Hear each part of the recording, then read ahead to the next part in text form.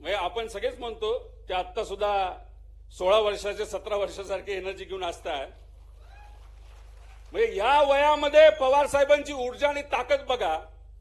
महाराष्ट्राच्या कानाकोपऱ्यात कुठेही काय टूक वाजलं आणि सामान्य लोकांना अडचण झाली तर पवार साहेब म्हणतात गाडी काढा, मला तिथं जायचं. या वयामध्ये मग 27 वयाच्या आदरणीय पवार साहेब असताना त्या काळामध्ये काय असेल हे त्या ठिकाणी आपल्या सगळ्यांना समजून घ्यावं लागेल. आणि एक गोष्ट आहे, तर आपला नेता एवढा धडाडीचा असेल, आपलं वय काही असलं, 10 असू द्या, 15 असू द्या, 25 असू द्या, 30 असू द्या, 100 असू द्या, तरी येत्या काळामध्ये या नेत्याची प्रेरणा घेऊन आपल्याला रस्त्यावर उतरावं लागेल, लोकांसाठी त्या ठिकाणी लढावं लागेल.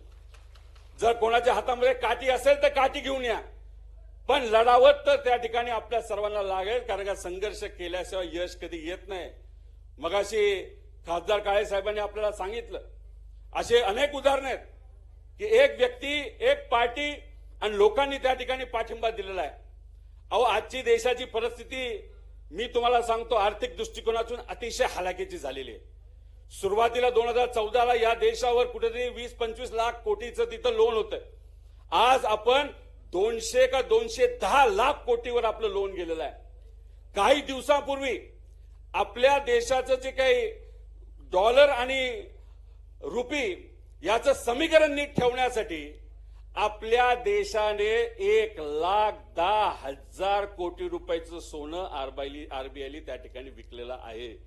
ते कितीही नाही म्हणले तरी हे त्या ठिकाणी खरं आहे.